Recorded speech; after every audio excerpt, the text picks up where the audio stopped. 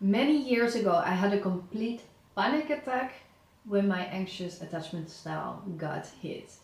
Meaning, I had been seeing this guy for about 2 weeks and it seemed to be going pretty amazing. I actually really thought that this was my guy, that this was the one. We were really going well, actually. We were having contact every single day. He would call me, text me, see me. So I thought this can be the one. And then that moment came of when he pulled back. And he didn't just pull back, he actually blocked me. Later I figured out that this guy was not really being honest. He actually had a whole family I didn't know about, and that was the reason for him actually blocking me. So not just pulling away, but blocking me. But I do remember the moment that he blocked me, I couldn't reach him. I completely freaked out. I completely panicked. I tried to call him, I tried to text him, and I literally was like this. I was shaking. So I know what it is like to be anxiously attached and to date. It's hard. It's really, really hard. And even with my nowadays partner, I got triggered. Even though that this man is securely attached, I got triggered. I had a hard time of not reaching out, of not taking control. Yes, I had it, but I was also able to navigate it. And I want to give you in this video 3 things that I did, how I navigated my anxious attachment style. So it will hopefully help you as well to navigate dating, because I know how hard it is. And I really want to give you this video not from Coach Maria, maybe partly because of course I'm a gender intelligence and not mindset coach. So yes, this is what I do. But at the same time, I also really want to give you the insights that I did as Maria. Because I have come to really notice that the more I learn in when it comes to dating, men, relationships, but also my own journey in healing, is that there's so much to learn and it never stops. And this has made me so humble. Instead of thinking I'm going to share with you how to do it, I'm going to share with you what has helped me as Maria, of course with the knowledge that I've gained throughout the years. But I hope to help you in this video with your anxious attachment style, because yeah, I know how hard it is. The moment that I got the panic attack was not the only moment that I had a hard time. So I really want to help you navigate this so you're better equipped, so it actually will lead to a relationship and that you don't feel so anxious all the time. Because you might have come to a point where you don't act necessarily needy towards the man that you're dating, but you still feel like shit the moment you get triggered. So I want to help you with that, and I want to help you navigate this so you will feel better during dating. That even though you might date a man that's securely attached, you still get triggered, but then you know how to navigate it. And my tip in navigating this is find a man that is securely attached, that gives you what you want, that gives you what you need, because it's gonna be very hard to navigate. That is my opinion, and it's what I see with clients of mine. It's very hard to navigate your own attachment style, your anxious attachment style, with someone who's avoidant. It's gonna trigger you over and over and over again. You might be thinking, challenge accepted, or you might be thinking, I need to be able to do this. I shouldn't be such a pussy, and I need to be able to do this. But please be kind to yourself and know thyself, and think in, let me get someone who's securely attached. Love yourself so much that you're gonna look for a partner, not a project. Because what really needs to happen is that if you decide to try with a person that is avoidantly attached, then please make sure that this person is also doing his job, meaning that he's also healing himself, that he's really taken action on his fears that he needs to heal. Else don't even think about, because you're gonna get triggered over and over and over and over again. And if he's not healing, if he's not getting better, if he's not, so I don't want to necessarily say that he's sick, no, that's not what I'm trying to say here, but if he's not securely attached, you will get over and over and over again triggered. It will not feel safe in your system. So try to find someone who's securely attached. If not, you, let's say that you're already dating someone at this moment who is an avoidant, then please, he needs to find help as well. How he does it doesn't matter, as long as he gets help as well, because he needs to see that he's also part of the problem, part of the dynamic of you two. So that's what I want to say about, let's say, the journey between you and your date. And let me now dive into how to navigate your nervous system so you feel better, so you don't feel the need so much to take control, and also that you feel better with yourself in this process the moment you get triggered. So let's dive in, and let's start with the first one that I have for you. And that is, number one is really understanding. What you need to understand is what happens inside of you once you get triggered. So the moment your attachment style, let me put it this way, gets triggered, so once your anxiety gets triggered, there's something inside of you that doesn't feel safe.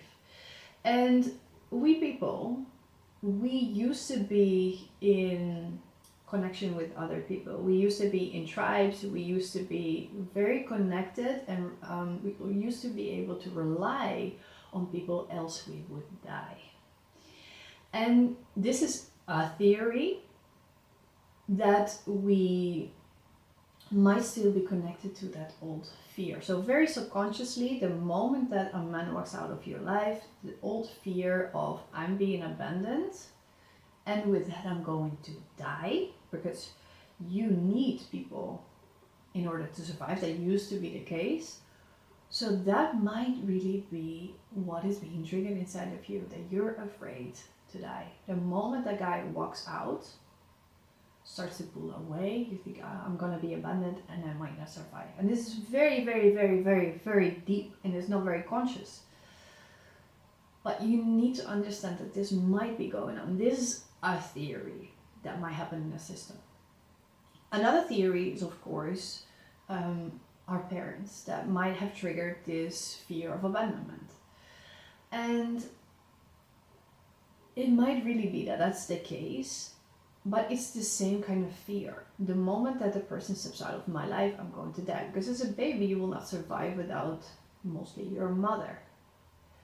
So it is deeply rooted in us that you don't feel safe the moment that someone steps out of your life.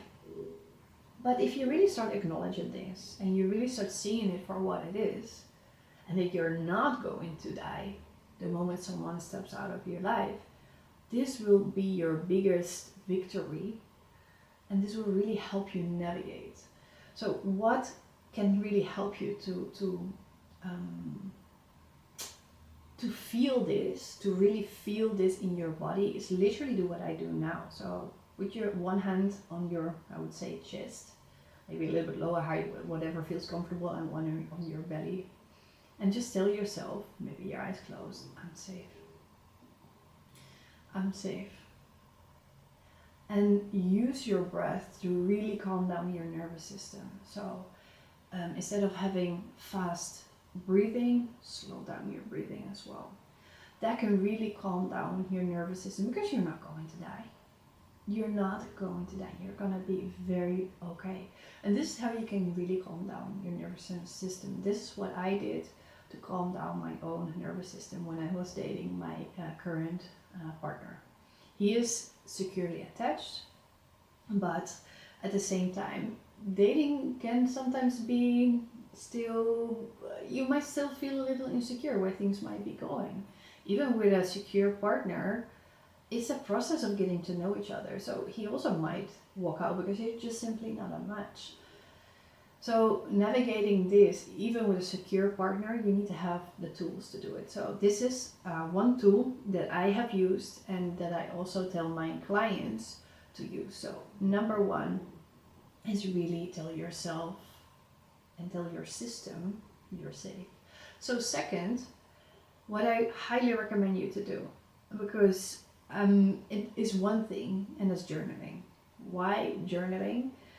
That helps me always to connect to my subconscious beliefs, my subconscious fears. Once you get the inside right, the outside will fall into place. I think it's Eckhart Tolle, if I pronounce it well, at least that's how I would pronounce it, pretty much in Dutch. And it's a very beautiful saying of him: once you get the inside right, the outside will fall into place. What this actually means is once you start to look at your subconscious beliefs, then everything in your reality will fall into place, because you start paying attention to what you're saying to yourself. Your subconscious thoughts and fears are actually the ones controlling you, and with that your nervous system. So you have to start looking at those thoughts, and you can really tap in at the moment, like, what am I telling myself? And you will hear a lot of noise, a nasty voice of the guy's gonna go away, you're never gonna find anyone, you're gonna stay alone, whatever it is that you're telling yourself. I would highly recommend to write it down, because then the energy can get out. The energy can start flowing, and you will notice that your anxiety will go down because you're paying attention to it. Once you just have it in your mind, the energy cannot really get out. It's like it stays in your mind. But once you really start moving, at least that works for me, with writing it down, so not typing it, but writing it down, the energy can start flowing. That is the first step in journaling. You write it down. You write your fears down, your beliefs down, whatever it is that you're telling yourself, let it all out. Everything. Every single thing. And don't stop writing. Just write until there's nothing left. So that is step one. Number two, in journaling, what I would do is look at it, and look at it from the perspective of, what is my biggest belief that's being triggered here? So it might be that you're gonna stay alone. Might be that a man never chooses you. Might be that whatever it is, you're not good enough. That is the biggest fear that's being triggered, and all the other beliefs are probably built around it. So it's like a spider web of thinking, and there's one in the middle that actually sort of triggers it all, or is there one that is really holding it all together? And then I really want you to start looking at it.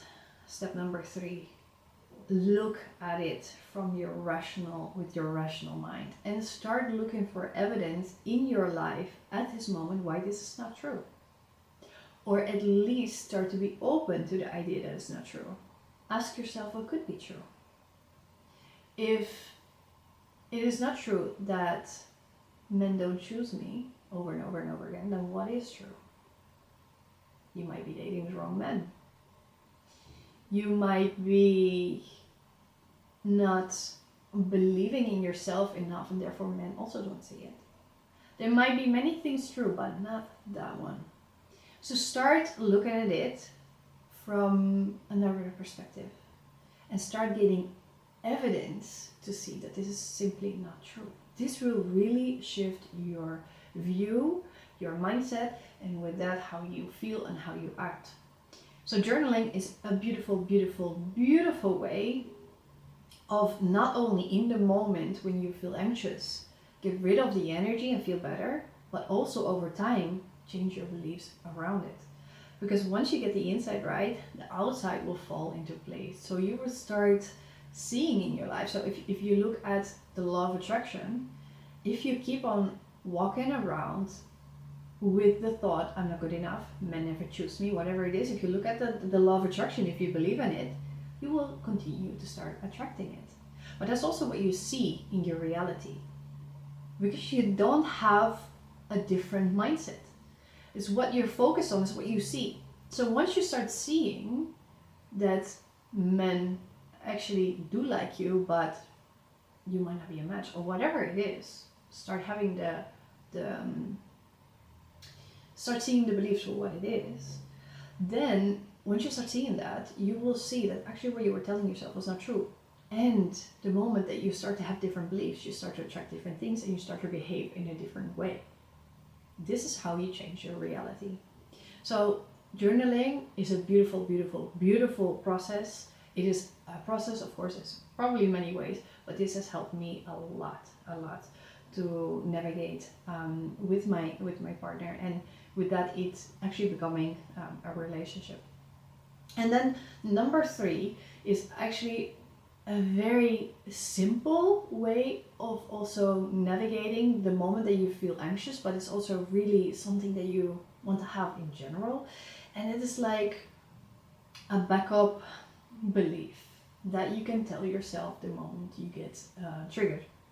So what I did, because I know how big mindset is, and what I did the moment that I got triggered is tell myself it's either him or something better.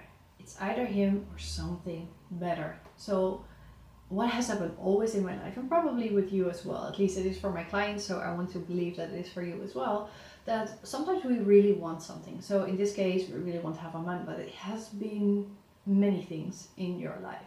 So for example, you want to have a certain house, a certain job, or whatever it is.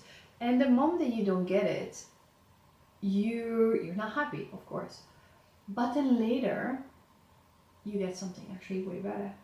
And if you really look at your life, maybe even your dating life, how many men did you really like and then didn't work out, next guy comes, he's actually better. So imagine that this is gonna happen over and over and over again, meaning it's either him or something better. So the guy that you're dating now, let's say you're dating now, is either him or something better. And get excited. Because if this is already a good man, if this is already someone you really connect with, get excited because something better is about to come your way. And do you feel the power of that once you tap into this reality? It's either him or something better. And I'm getting excited because this is already amazing. And imagine then the next guy. This is really going to help you in your energy towards him, but also towards yourself. And this has helped me a lot. These 3 things. So really understanding I'm not going to die and really calm down my nervous system. The second is journaling. Of course, it also calms down my nervous system a lot. But it has also helped me in look at my beliefs that I keep on telling myself, which are not true. And the third one is really have like a backup belief or affirmation that I can use the moment I get triggered. So I really hope that this helps you as well. And please let me know in the comments if this has helped you. I would love to know about your story. So thank you very much for watching, and I hope to see you in the next video.